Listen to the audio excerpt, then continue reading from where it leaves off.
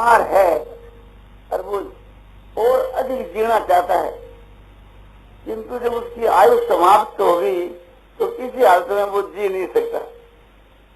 तो दोनों प्रकार से इच्छा करना मूर्खता है। मरने की इच्छा करने से तो जल्दी मरता नहीं, और जीने की इच्छा करने से विशेष समय तक जीता नहीं। तिल घटे नराई बढ़े, जिस समय मरना है उसी समय मरेगा वो। तो उस इच्छा करना तो व्यर्थ ही है। इच्छा करने से कोई कार्य की सिद्धि तो होती नहीं। इच्छा करके अपनी बेइज्जती करानी हो तो करा लो। जब अपने को मालूम है कि ये चीज हमारे को मिलनी संभव नहीं, उसकी मांग पेश करनी मूर्खता है। अपनी बेइज्जती करानी है। संसार के बीच के मां लोग नाना प्रकार की इच्छा करते हैं। कोई किसी की कभी तुक पीजा बाबा तो दूसरी है, किंतु इच्छा से थी कोई इच्छा की पूर्ति हो जाए, इच्छा करने से इच्छा की पूर्ति हो जाए, संभव नहीं है।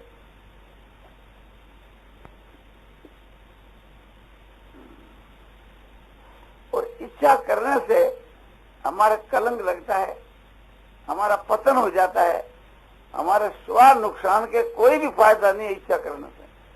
तो ऐसी मूर्खता क्यों करनी चाहिए? अपने तो कोई बात की इच्छा करनी नहीं, जो कुछ हो रहा है बस अपना देखते रहो,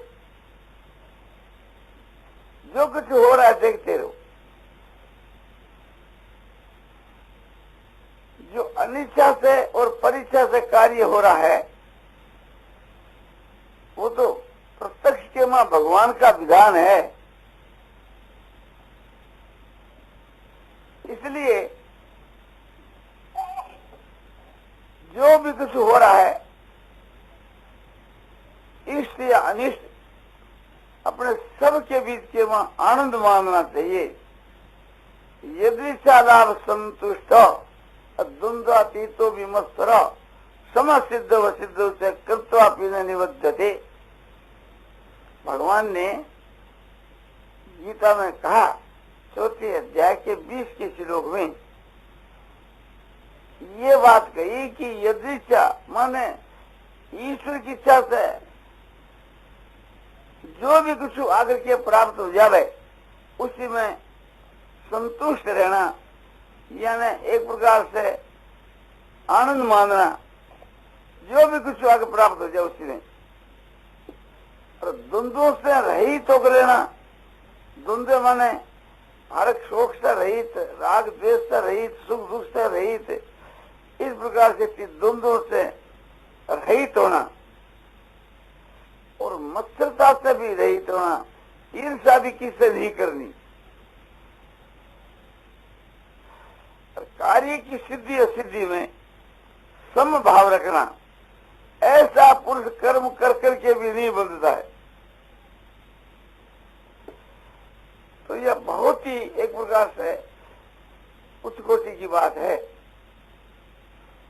फिर आपको मैं बतला देता हूं अनिच्छा परीक्षा के। जैसे हम कहीं रास्ते में जा रहे हैं और कोई भूमिकंप हो गया या कोई बिजली गिर गई और हमारे चोट आ गई, तो ये किसकी इच्छा हुई? किसी की नहीं, हरी इच्छा। इसके ऊपर हम दुख करें तो मूर्खता है। किसी का भी दोष नहीं है, ये दोष है एक प्रकार से हमारा। कोई भी कार्य अनिच्छा से अपरिच्छा से होता है तो वो एक भगवान का विधान है।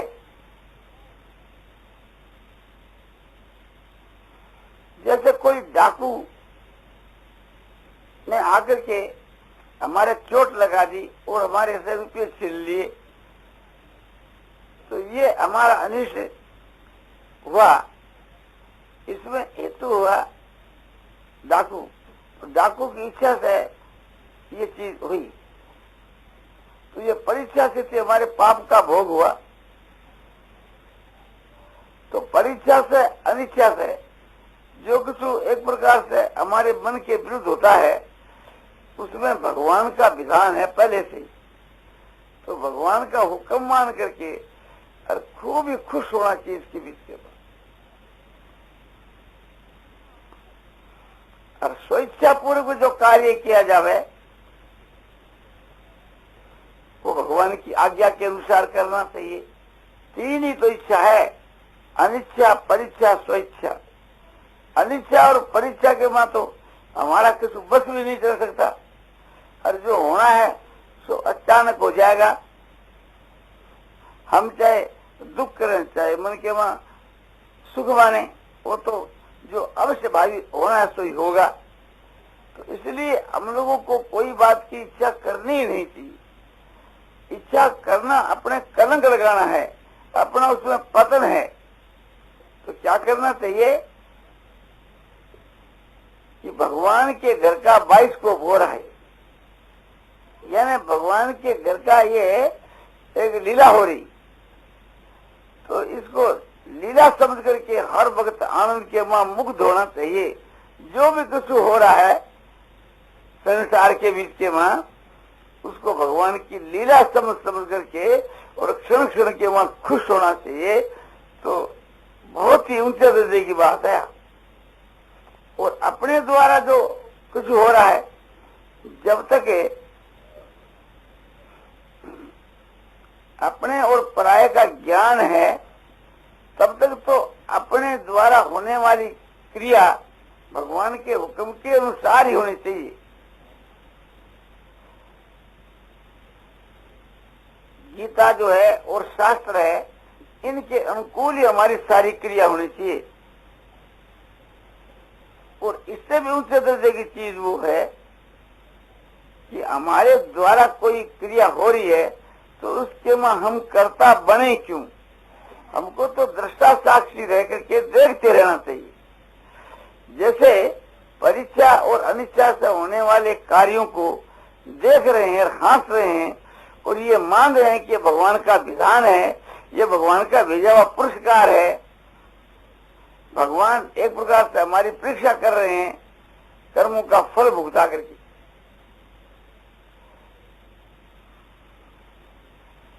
ऐसा समझ करके हमको हर वक्त खुश रहना चाहिए और अपने इच्छा से तो कोई काम करना ही नहीं, करना तो भगवान की आज्ञा के अनुसार करना, जो बंधन का हेतु न हो। हम भगवान की आज्ञा के अनुसार करते हैं तो उसका फल भगवान की प्राप्ति है। कि मदर्थमपि कर्माणि पूर्वं सिद्धि मुआप्स्यसि। हे अर्जुन, मेरे अर्थ कर्म करता हुआ भी पुरुष परम सिद्धि को प्राप्त हो जाता है, यानी मेरी प्राप्ति रूप सिद्धि को प्राप्त हो जाता है। तो देखो, करना तो ऐसा ही करना।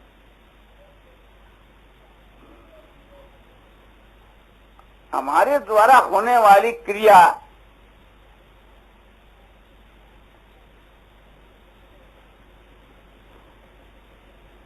किस प्रकार से करनी चाहिए,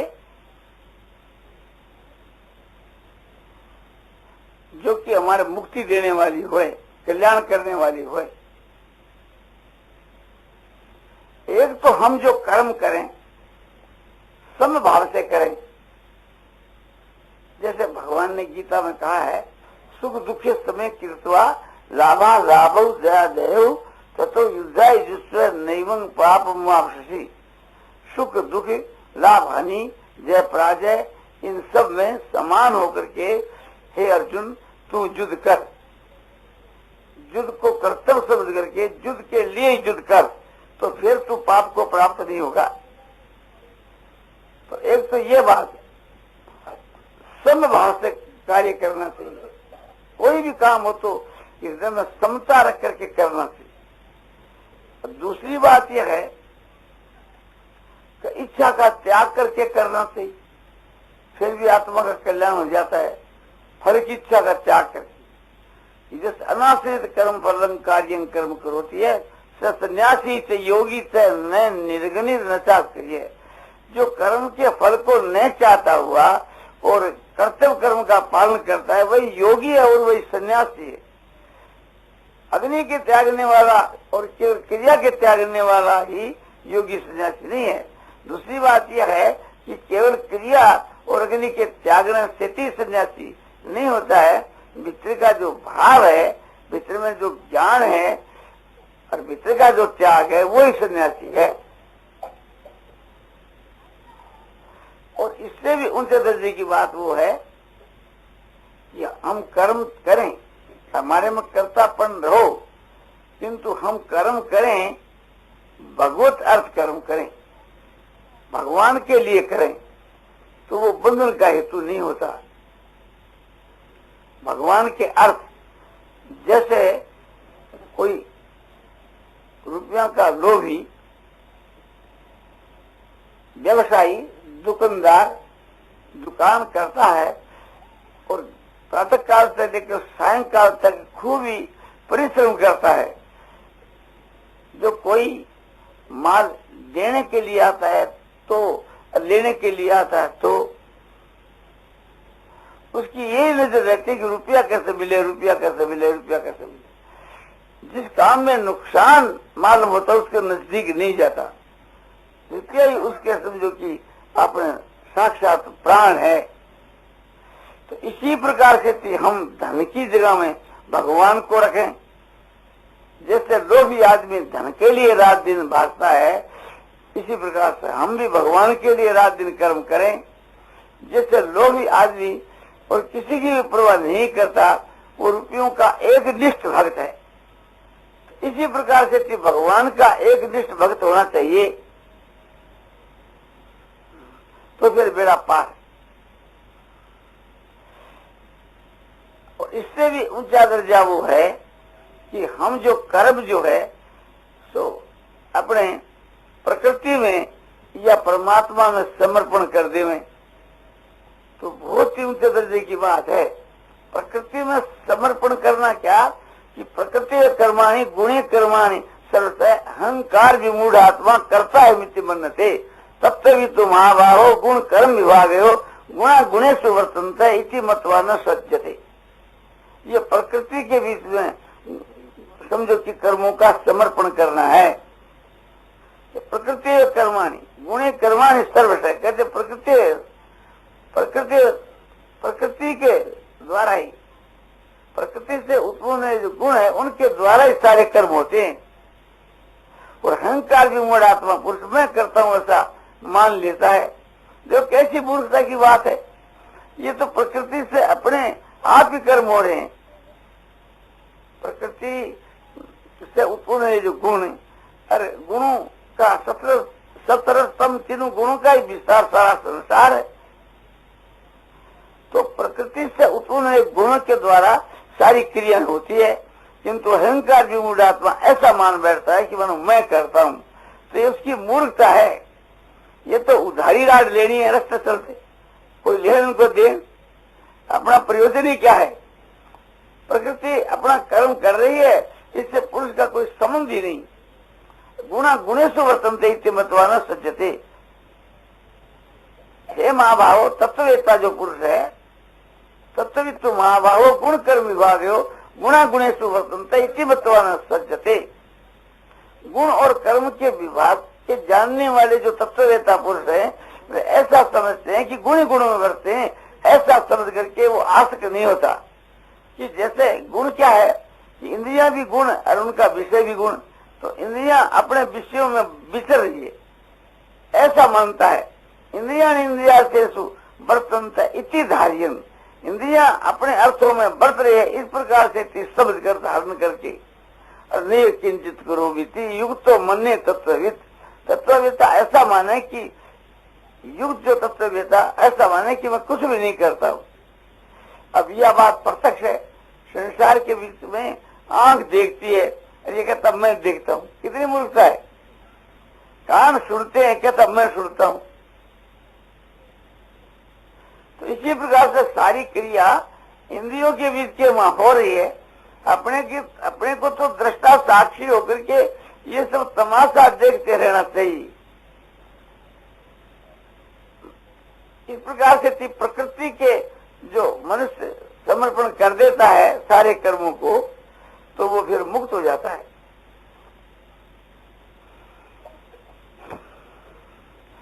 इसी प्रकार से थी जो भगवान के समर्पण कर दे तो और भी उत्तम बात है।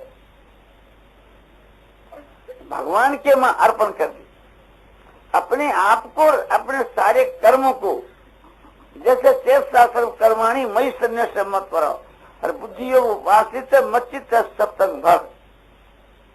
कठपुतली जिस प्रकार से थी सूत्रधार के प्रति अपने सारी क्रियाओं को और अपने आप को अर्पण कर देती है, माने अर्पण पहला से किए हुए हैं, वो तो जड़ है, क्या अर्पण करेगी। तो सूत्रधार समझो कि स्वयं आपने उसको अपने अधिकार के मां ले रखी है कठपुतली को, और जो न चाहता है जो नाचती है, और उसका नतीजा जो फल है वो भी सूत्रधार पर निर्भर करता है। तो हमारे सूत्रधार है भगवान।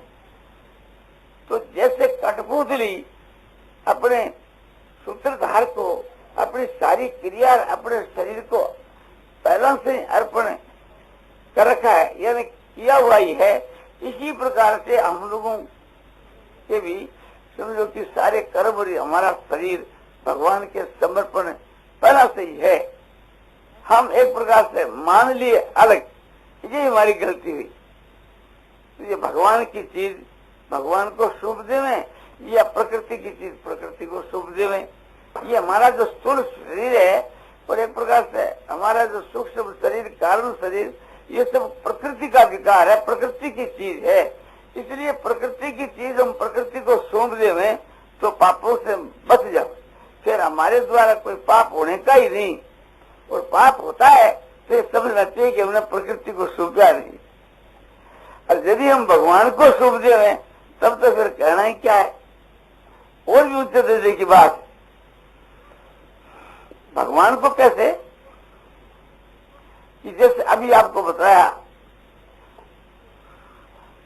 चेष्टा कर्माणी मई संन्यास मत पर है, बुद्धि योग उपासित मच्चित सत्संग भव।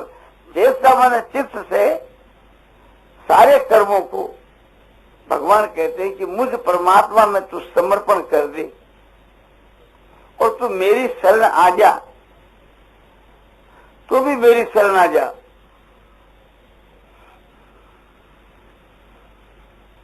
और बुद्धि योग को आश्रय करके और तू निरंतर मुझ परमात्मा में चित्त को लगा दे, फिर बेड़ा पार। इस प्रकार से भगवान के समर्पण करना, तो यद करोसी यद राशि यज्जु होसी ददासी यद तब से कौनते तद कुरुषो मदर्पणम सुभाषु फले रही मोक्ष से कर्म बंध नहीं संन्यास योग युक्त आत्मा विमुक्तो मामु परिशि। ये भगवान ने गीता की 9वें अध्याय के 27 और 28 के श्लोक में खलासा बता दिया कि भगवान के कर्मों का समर्पण करना क्या है, उसका फल भी बता दिया। कि भगवान कहते हैं यद करोसी, जो कुछ तू करता है, यद असरासी, जो कुछ तू खाता है, और जो कुछ होम करता है, यज्ञ करता है, दान देता है, वह सब का सब तू मेरे समर्पण कर दे। तो क्या होगा इससे कि शुभ और अशुभ कर्मों का जो फल है, उस कर्मों के फल के बंधन से तू छूट जाएगा, फिर बोले फिर तू मेरे को प्राप्त हो जाएगा। तो कितनी महिमा की बात बतलाइए। तो इसके भी इसके बाद थोड़ा कर्तापन का ये भाव आया कि भगवान के प्रति तो समर्पण किया, और उसके बीच के वहां तो और भी कुछ कोटि की बात है कि करता हुआ स्वयं एक प्रकार से मैं करता हूं ये माने ही नहीं।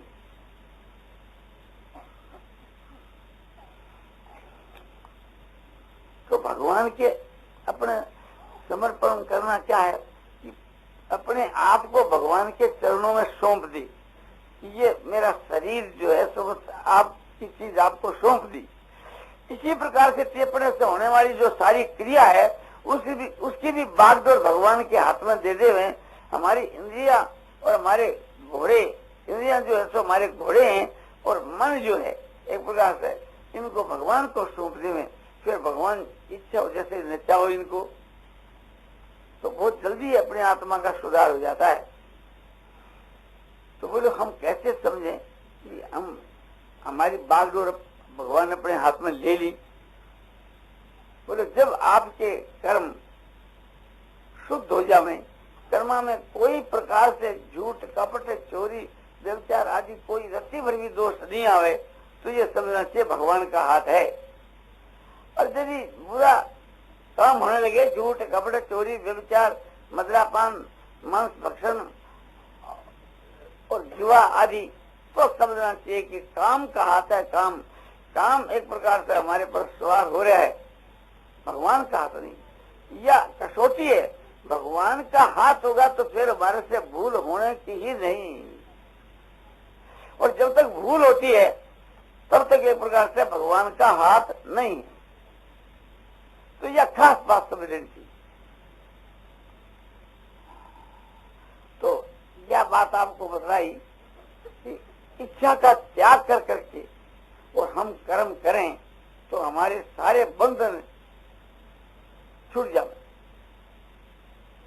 बार बार यह बात कही कि कर्मण्यवादी कार से माँ फलेषु कदाचरें। अर्जुन तेरा कर्म करने में ही अधिकार है और उसके फल के मां नहीं, इस वास्ते तू फल की इच्छा मत कर। और कर्म और माँ कर्म फले तुर्भुर माते समस्त कर्मणि, कर्म के फल का जो हेतु है, यानी कर्मों के मां आसक्ति या कर्मों में ममता या एक प्रकार से कोई भी प्रकार का हेतु है,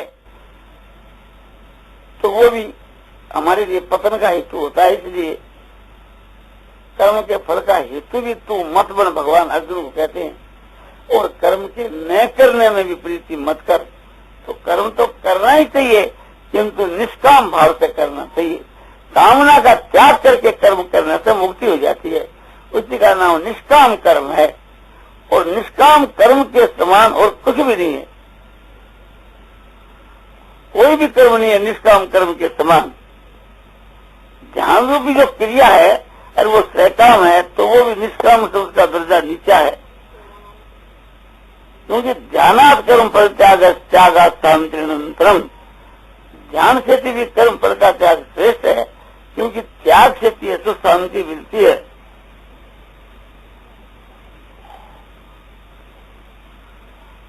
तो यह बात आपको बताई कि कोई भी बात की इच्छा करना है, ये तो बिल्कुल मूर्खता है। और इच्छा के त्याग से शीघ्र कल्याण हो जाता है। तो हम देखते रहें, बस देखते रहें।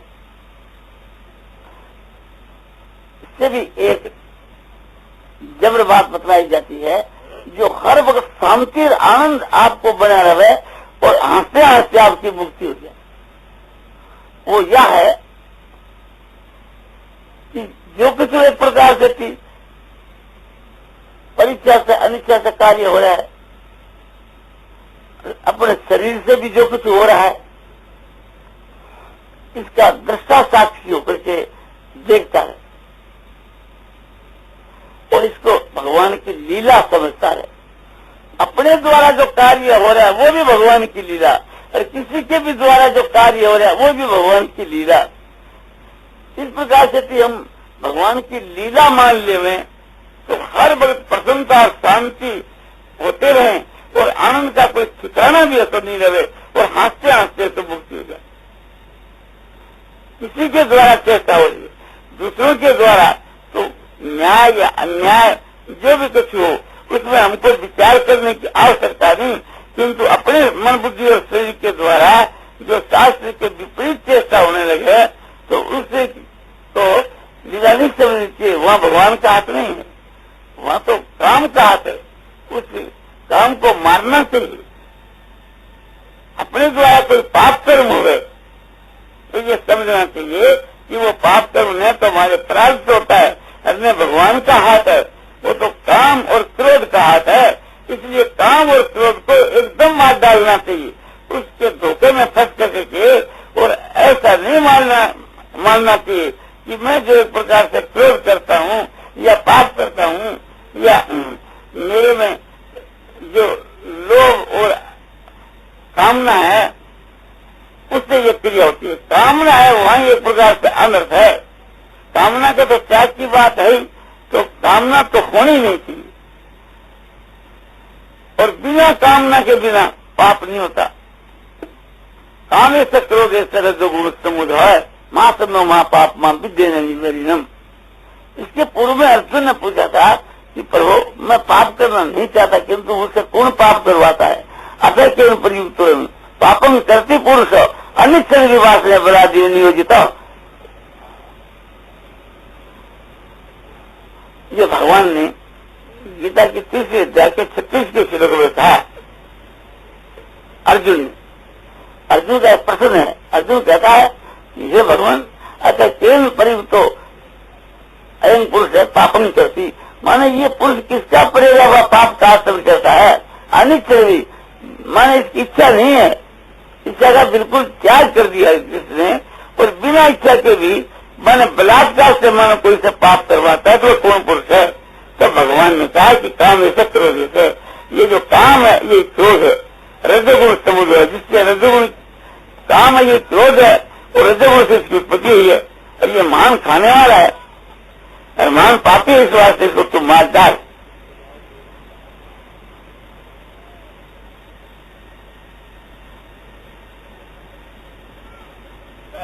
आनंद तो हंसता हंसता भगवान की प्राप्ति होगा। तो यह एक रस की बात है, यह छुपी हुई बात।